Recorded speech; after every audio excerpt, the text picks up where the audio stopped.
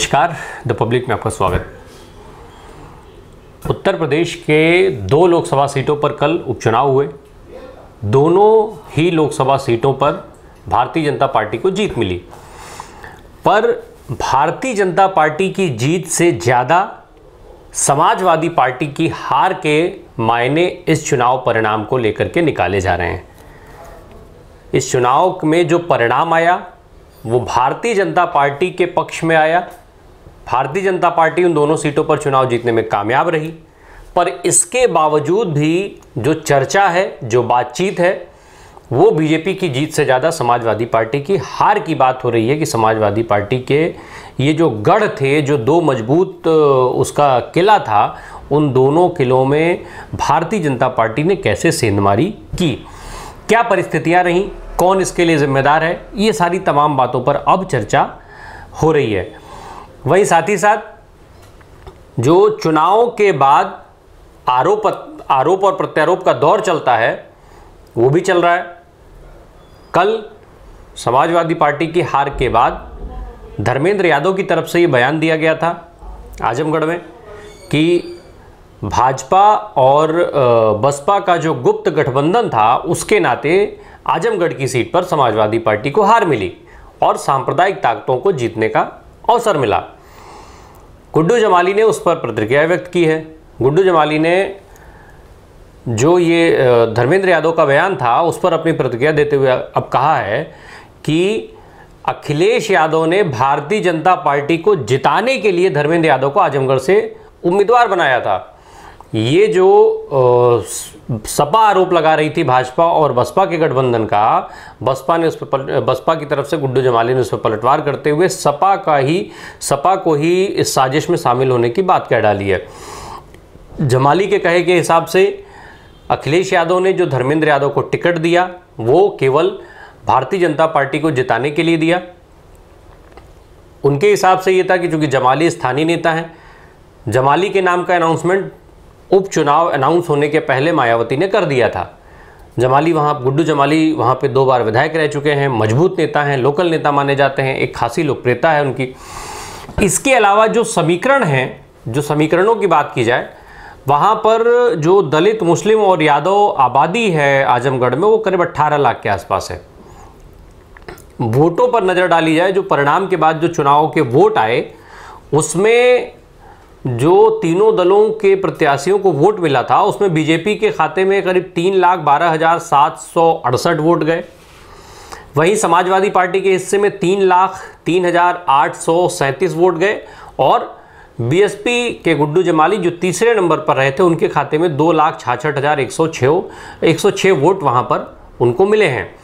ऐसे में गुड्डू जमाली ने कहा है कि आखिर जिस प्रत्याशी को 3.25 लाख वोट मिले हैं वो डमी कैसे हो सकता है, ये सवाल भी जायज़ है। वहीं एक तरफ जहां बसपा ने उपचुनाव अनाउंस होने के पहले गुड्डू जमाली को अपना उम्मीदवार घोषित कर दिया था, वहीं समाजवादी पार्टी ने तीसरा उम्मीदवार के तौर पे धर्मेंद्र यादव का नाम फाइनल किया था। उसके पहले वो अलग अलग नामों पे चर्चा चली थी, अलग अलग नाम मीडिया में भी चले थे, पर अंत में धर्मेंद्र यादव के नाम पर मुहर लगी।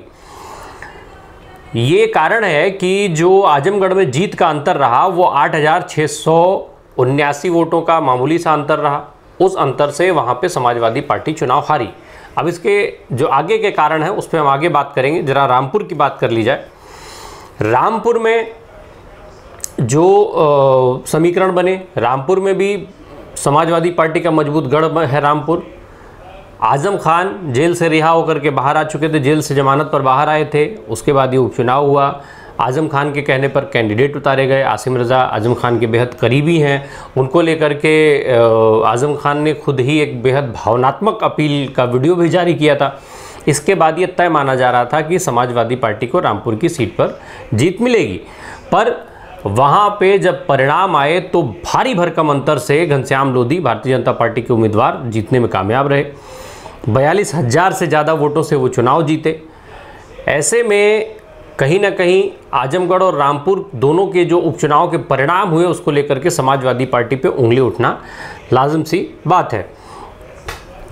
दरअसल जो आजमगढ़ की सीट थी वो अखिलेश यादव के अपनी लोकसभा सीट छोड़ने पर खाली हुई थी और रामपुर की जो सीट है वो आजम खान के लोकसभा अपनी सांसदी छोड़ने पर वो खाली हुई थी। इसको लेकर के दोनों में उपचुनाव हुआ। बसपा ने आजमगढ़ में गुड्डू जमाली के तौर पे अपने उम्मीदवार के नाम की घोषणा पहले कर दी थी। वहीं रामपुर में बसपा ने जो है अपना उम्मीदवार घोषित नहीं किया था। हालांकि उसके पीछे तब ये तर्क दिए जा रहे थे, मीडिया में तमाम खबरें भी चली थी इस बात को लेकर कि आजम खान के सपोर्ट में बसपा ने वहाँ पर अपना उम्मीदवार नहीं उतारा। कितनी सच्चाई है ये तो आने वाले समय पर पता चलेगा। बहरहाल यदि इस चुनाव की बात की जाए, चुनावी मैनेजमेंट की बात की जाए, तो एक तरफ जहां भारतीय जनता पार्टी इस उपचुनाव में बेहद आक्रामक नजर आई, हालांकि हमेशा से ये कहा जाता है कि उपचुनाव जो होता है वो सत्ताधारी दल का चुनाव होता है, इसके बावजूद भी भारतीय जनता पार्टी बेहद आक्रामक नजर आई दोनों सीटों पर।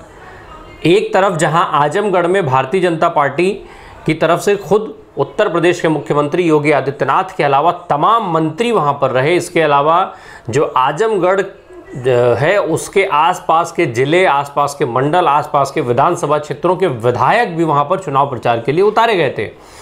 वहीं समाजवादी पार्टी की तरफ से अखिलेश यादव कहीं भी चुनाव प्रचार करने के लिए नहीं निकले।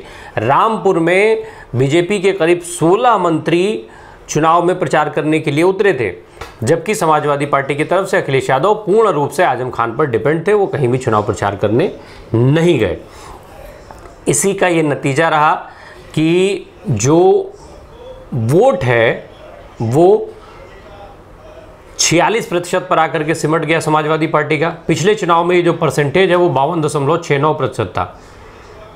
अभी भारतीय जनता पार्टी की बात की जाए तो उनका जो वोट शेयर है वो 51.96% पर पहुंच गया था, जो पिछले चुनाव में जो लोकसभा का चुनाव हुआ था 2019 में उसमें 42.33% रहा था। ये जो अंतर है उसका मुख्य कारण ये माना गया कि जो जाटव वोटर्स हैं वहाँ, जिनकी संख्या करीब 1 लाख है, वो जाटव वोटर्स के पूरी तरीके से भारतीय जनता पार्टी के साथ गए, जो पहले समाजवादी पार्टी के साथ भी रहा करते थे, और यही कारण है कि वहाँ पर समाजवादी पार्टी को हार मिली। वहीं दूसरी तरफ आजमगढ़ की बात की जाए तो आजमगढ़ में ये माना जा रहा था कि जो गुड्डू जमाली के पास चूँकि एक मजबूत पकड़ है, मुस्लिम समाज में उनकी एक मजबूत पकड़ मानी जाती है, जो दलित, मुस्लिम और यादव का समीकरण बनता था वो समीकरण समाजवादी पार्टी और जो बसपा के जो दोनों कैंडिडेट थे उनकी वजह से पूरा वो समीकरण ध्वस्त हो गया। मुस्लिम वोटर जो निर्णायक भूमिका में हमेशा से वहाँ पर मुस्लिम और यादव वोटरों के गठजोड़ रहा है, इसी नाते वहाँ समाजवादी पार्टी को सफलता मिलती रही, लेकिन इस बार वो समीकरण गड़बड़ा गया।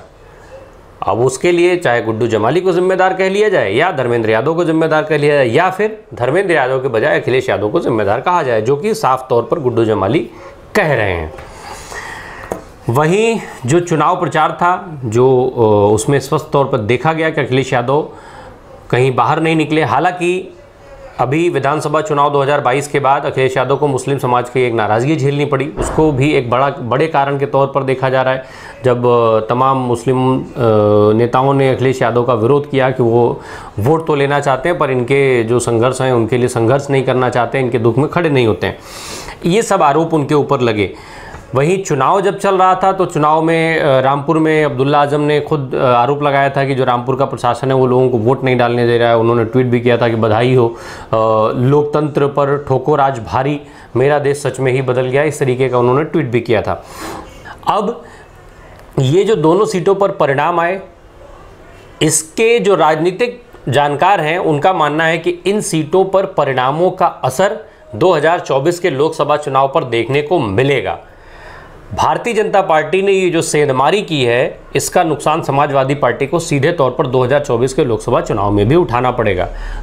अभी जो ये उपचुनाव में जो 2 सीटें समाजवादी पार्टी हारी है, उसके बाद अब संसद में समाजवादी पार्टी की जो उत्तर प्रदेश के अब केवल 3 सांसद रह गए हैं। 5 सीटें थी जिसमें 2 निकल गई, 3 उनके पास बची हुई है। अब सवाल ये बड़ा हो गया है कि यदि 2024 में इसका असर दिखता है तो ऐसे में समाजवादी पार्टी के पास क्या विकल्प होंगे। साथ ही साथ जो अखिलेश यादव की छवि है, जो विधानसभा चुनाव में हार मिली, जो मुस्लिम और यादव अखिलेश यादव के साथ पूरी तरीके से खड़ा था, वो इस चुनाव में उनसे अलग हटा, मुस्लिमों ने उनको वोट नहीं किया। ऐसे में क्या समाजवादी पार्टी से उसका कोर वोटर मुस्लिम उसके पास से छिटक गया है असदुद्दीन ओवैसी का जो बयान आया था इन चुनाव में हार के बाद, वो कुछ ऐसा ही था। उन्होंने ये साफ साफ कहा कि मुस्लिम अपना वोट बेकार कर रहा है और अब मुस्लिमों को स्वतंत्र रूप से सोचना चाहिए अपने वोटों के बारे में, क्योंकि समाजवादी पार्टी के पास भाजपा को हराने की कुव्वत नहीं है। ऐसे में एक बड़ा सवाल है कि ये जो उपचुनाव में हार है वो अखिलेश यादव के छवि पर क्या असर डालेगी, उनकी छवि पर कितना चोट करेगी। बहरहाल आने वाले समय में ये चीज़ें भी क्लियर हो जाएंगी। 2024 के चुनाव में जो लोकसभा सीट, इन दोनों लोकसभा सीटों पर लोगों की खास निगाहें रहेंगी। जो इनका परिणाम आता है कि समाजवादी पार्टी की स्वीकार्यता इन सीटों पर कितनी बची है या फिर इन सीटों पर से इनका प्रभुत्व समाप्त हो चला है। धन्यवाद।